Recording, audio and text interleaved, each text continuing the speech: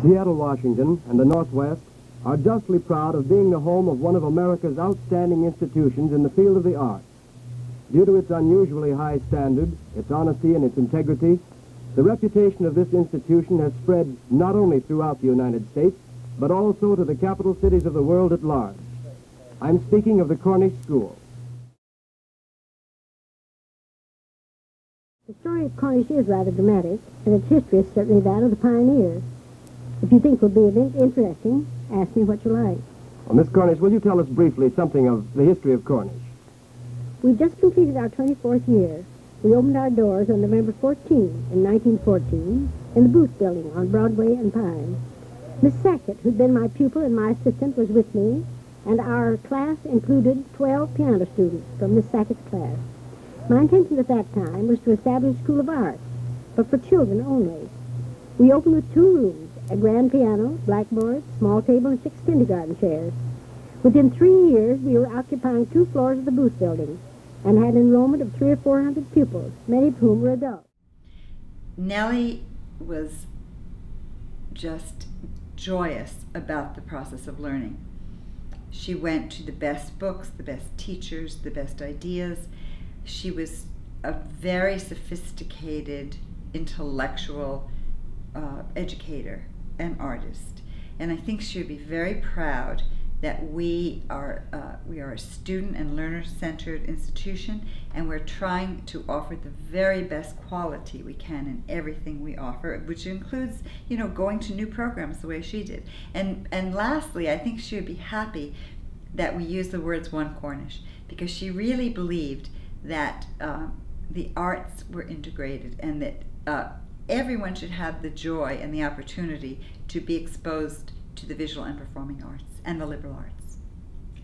Do you feel a sort of kinship with her because you're the only woman president that we've had, or female president that we've had since Nellie? I do. I think about Nellie a lot.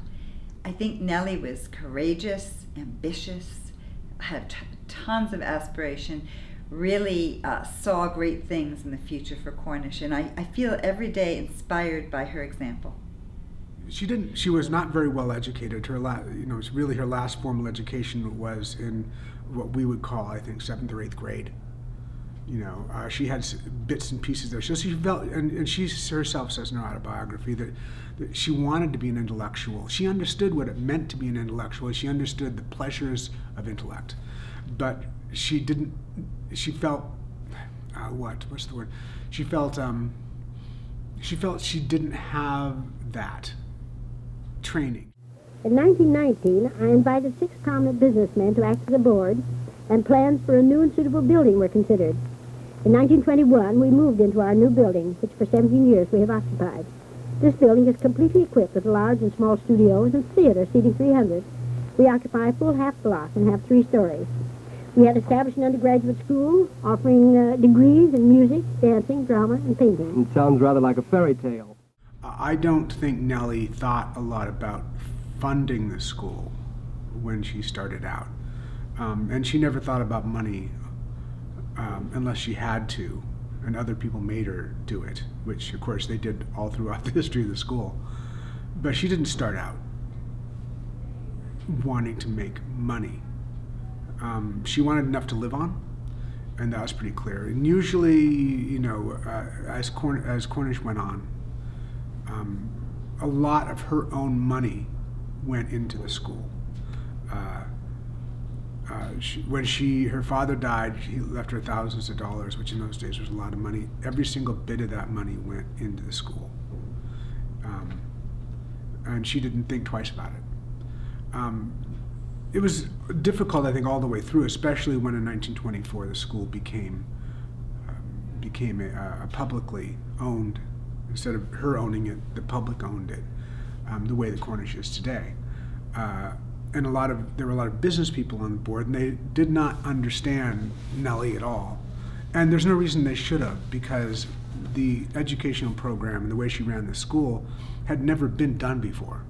And this is something we've lost track of, is that no one had ever done this. No one had ever made a school from an idea, or very few people have. Most schools are formed because somebody left money, like Juilliard, or they're formed because somebody thought that in a general way that young men and young women should be better than they were, and they formed seminary schools and things like that morphed slowly into colleges. In 1923, an organization of public-spirited citizens who had promoted the building incorporated under the name of Cornish School Foundation. I proposed that they should agree to work for an endowment for the school and make definite plans for the perpetuation. And I further agreed to turn over the whole school with its assets, furnishings, and its reputation as a gift to the city. I to remain its director during my lifetime. While we've never achieved the endowment, the Cornish Foundation has provided a sustaining fund each year and have done much to further the cause of good education in our field. This is very interesting, since I've often heard that the Cornish School was your private property. Yes, I know. However, I'm paid as the other members of the executive staff, and no profit of any kind is earned. Quite to the contrary. The tuition received by the school is not sufficient to carry on the high standard of work necessary for honest education. At first, they were making plenty of money for the school, and probably could have kept on that way, except that she would have been a great general. She had both a grasp of strategy and of tactics. And once she got on the battlefield, if you will, the battlefield of a school, she started wanting to bring in more and more important people, and that costs money.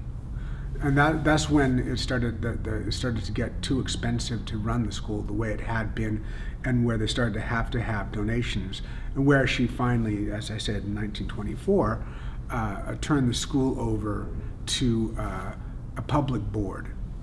And basically on the board were the wives, not the lumber barons, but the wives of the lumber barons.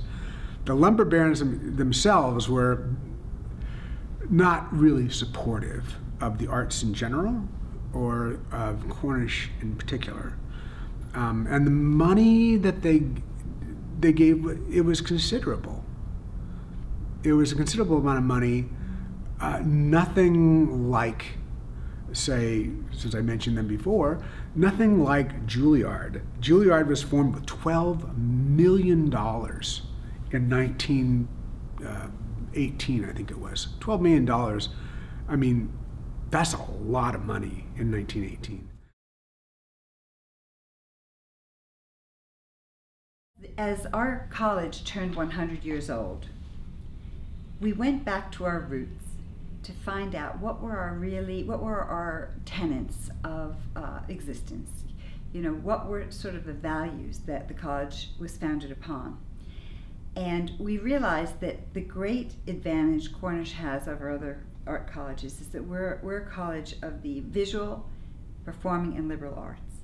And that we started looking at a concept called One Cornish, which would mean that we look for ways to introduce the most forward-looking art thinking to our students and try to blur the boundaries among disciplines in this way. If a student who's from the visual arts and wants to work in the performing arts, that was very much an idea that Nellie used when she told students to dream for the future. So I think the program that we introduced in 2014 is one that is contemporary thinking, matching some of the history of the American avant-garde, being the partly birthed at Cornish, and looking to the future and looking around the corner and figuring out how to prepare students best for careers in the 21st and 22nd century. They are combining the art and design disciplines, and that is because that is what every other school does.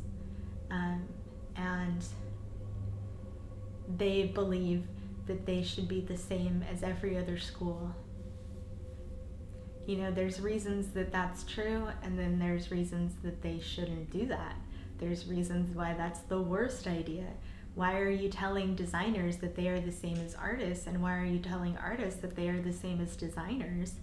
It's almost insulting to each field.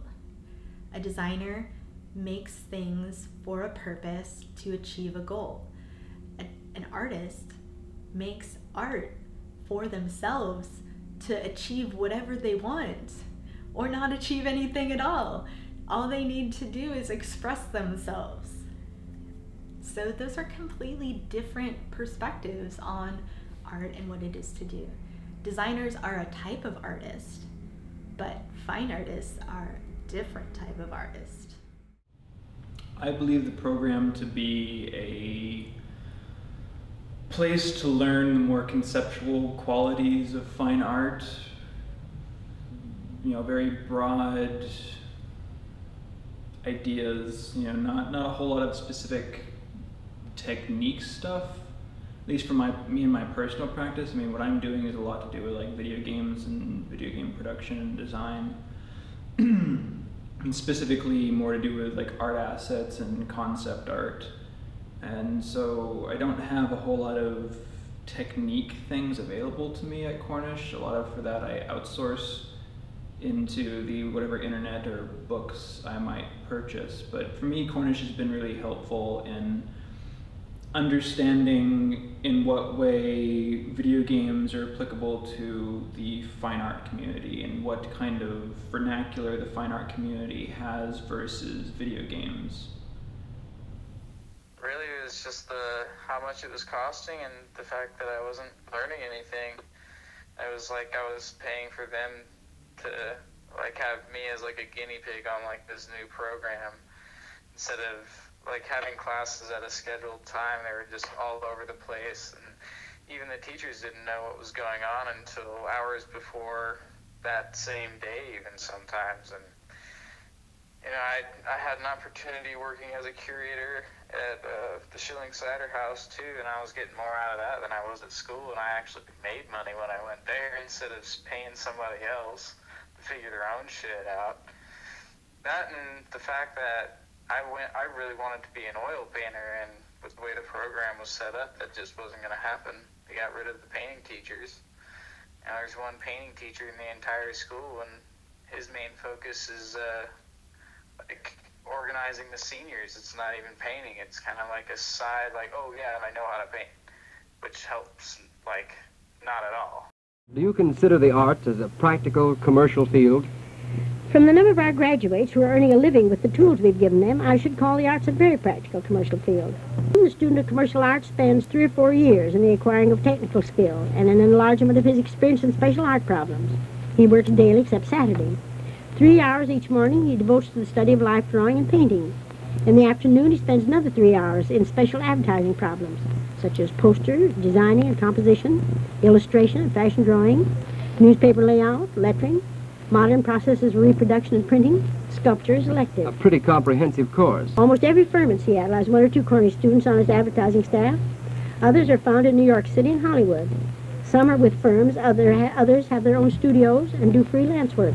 Walt Disney has 3. I don't see a degree from Cornish as being necessarily the thing that employers look for. It's going to be something unexpected as well. I mean, people aren't necessarily looking for that, and a lot of times in this area you're going to see someone coming out of DigiPen and applying to art degrees or arts stuff for video games. But I mean, it's going to be something that'll set me apart a little differently. Not only that, but it's going to give my art this innate quality that's going to be different from people coming out of Cornish. Not to say DigiPen can't have the same things, but it's going to make my stuff have a little bit of flavor and stick out a little better amongst the stuff people are used to seeing coming out of new grads. I got recruited at my senior show by a wearables company and worked there for a while, and then I freelanced for a while. I made websites, I did packaging for Kickstarter projects.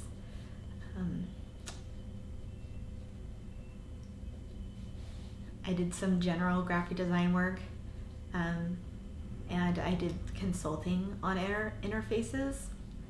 And recently, actually last weekend, I was able to do a project that was in Maker Faire, which Maker Faire Seattle was shown at the EMP this year.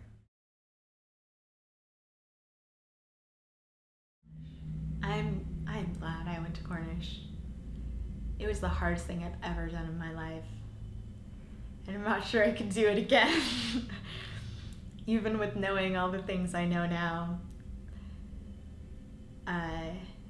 it's it's just very challenging. But my dad told me one time, nothing worth doing is easy. So because it was so hard, it was also more rewarding. I think an impressive mark of this school in the fine art degree is that someone like me who's doing something like video games can come to Cornish and still be able to learn stuff and have it applicable in what I'm doing, even though it's quite different from what many of the artists here are doing. Not to say that people aren't working digitally here, because people are working digitally here, but I feel a bit like a unique snowflake among unique flowers. You know, that's just an analogy that makes any sense. Yeah, I hope I gave you some halfway decent answers. No, you really did. I really appreciate you taking the time to do that.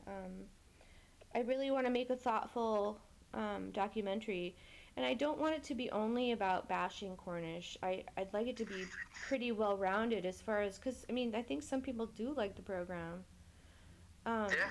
So I just, like I said, I just want to, like, capture this moment in time in Cornish history. You've been listening to an electrically transcribed interview with Miss Nellie C. Cornish, founder and director of the Cornish School of Seattle. This recording was made at the Cornish Radio Studios. This interview was conducted by a former Cornish graduate, Dave Crockett.